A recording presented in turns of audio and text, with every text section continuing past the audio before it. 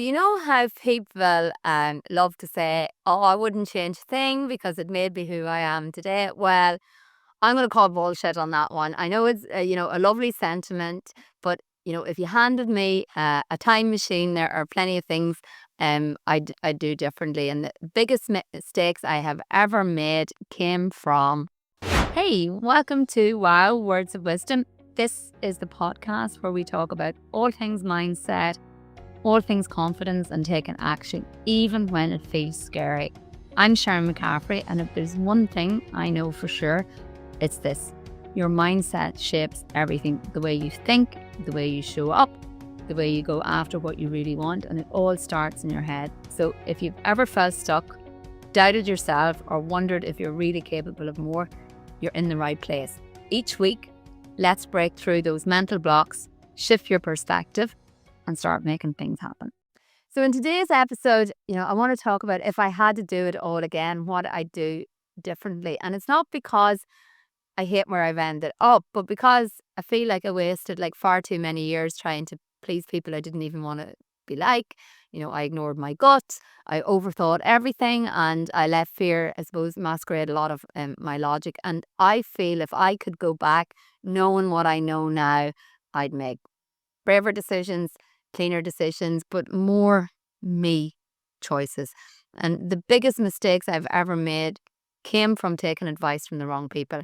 And in this episode, I want to share the lessons I go back and teach my younger self, from business and mindset to trusting those quiet whispers that always knew better.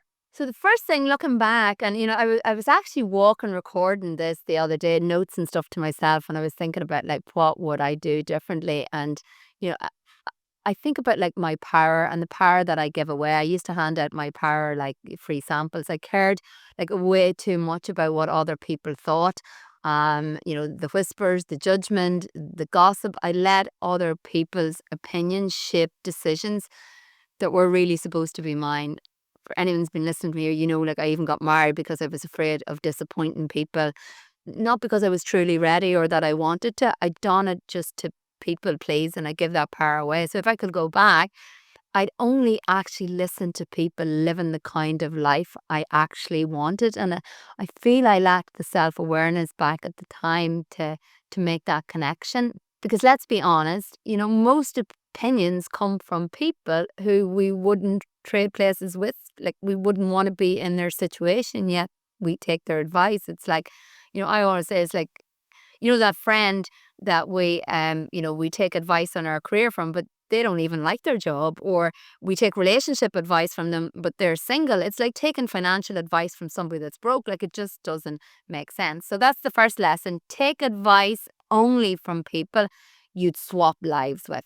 The second piece of advice I'll give you would be about the company, or for me, it was certainly about the company I kept. If I could rewind time, I'd be ruthless about the circle of friends that I have, because I believe now your environment is either fertilizing your dreams or it's poisoning them.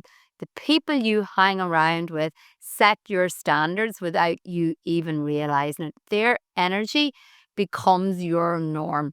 I thought I could outgrow small-minded energy while still swimming in it. And that's a massive spoiler, you can't. And I always say you're the average of the 5 people that you hang out with the most. Like if you hang out with 5 smokers, what do you think are your chances of becoming a smoker? It's so much higher. Now, what I do is I guard my environment like my peace depends upon it, because it does. And the third thing is my body and mind. You know, I think I was always health conscious, but I wasn't strength conscious. So I'd wished I had started strength training earlier, not just for my body, but also for my mind, because there's something like I believe about lifting heavy that changes how you show up in the world. You start realizing I can carry heavy things, I can do hard things, and that confidence, bleeds into everything else. And when you link that then to the mindset, I wish I'd understood years ago that your thoughts are literally creating your life. Um, I used to think a lot that things happen to you rather than, and it was only after I read The Secret that I started to realize that law of attraction and mindset. And then I started to look at things in a more scientific, like neurological way. If I'd have known that sooner, I feel I'd have been a lot more careful about what I let live rent free in my head. My fourth lesson then is business lessons, and this one definitely stings. If I could go back, I'd never go into business with a business partner. And it's not because I hate collaboration or anything like that, but because I used it as a crutch.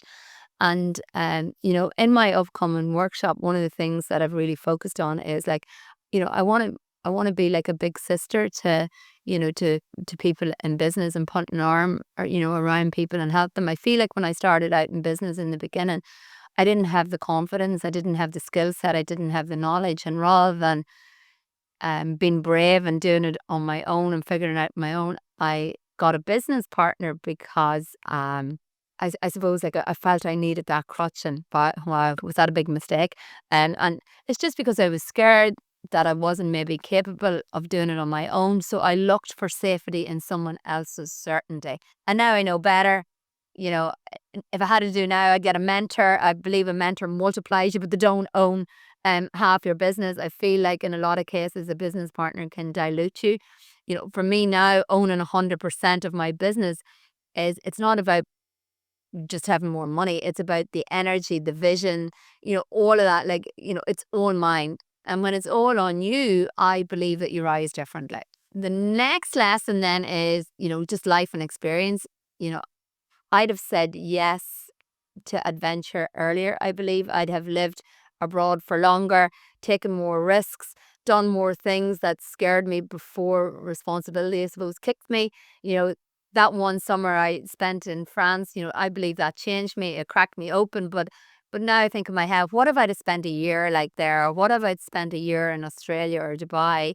Where would I be now? Or how would my mind think differently? So I really do believe travel gives you perspective that no self-help book can. It teaches you confidence, it teaches you humility, adaptability. My nephew at the moment is in Australia. He lived in New York previous to this with his aunt, and now he's been in Australia for over a year. And I keep telling him to stay, travel. He's just back from a holiday in Bali. He's been home to Ireland. He's gone, told him go back again, because I just believe that travel and the exposure to travel just teaches you so much. So if I had that to do all again, I think I'd have spent more time living abroad. And then the other thing then I think is like, that inner voice. If I could whisper one thing to my younger self, it would be to trust the whisper. Okay. That like tiny voice that says, this isn't it, or go for it. You know, I don't believe now that that's nonsense. I believe that's your compass. That's like your GPS trying to direct you in the right way. But I think for the large part, I ignored it. But now I try to hear it and listen to it. And I ignored it so many times because, you know, it didn't make sense on paper, or because I was scared of looking stupid. Now I know, your intuition is data. It's the oldest, wisest part of you. And the times I've listened, they've led me exactly where I was meant to be. And then I think the final one for me is that I would have, done differently is like taking more action. I used to think that I needed to feel ready before I started. And look, let me save you, the pain. You'll never feel ready. The motivation comes after the action. If I could go back, I'd stop waiting, for the perfect plan, the perfect time, the perfect feeling, and I just start, because momentum is built, and it's actually built through action. It's not gifted to you. And the people who win aren't the ones who know the most, they're the ones who move, adjust, and learn fast. So no, I wouldn't say I wouldn't change a thing. I'd change plenty, not from bitterness, but from wisdom, because once you know better, you do better.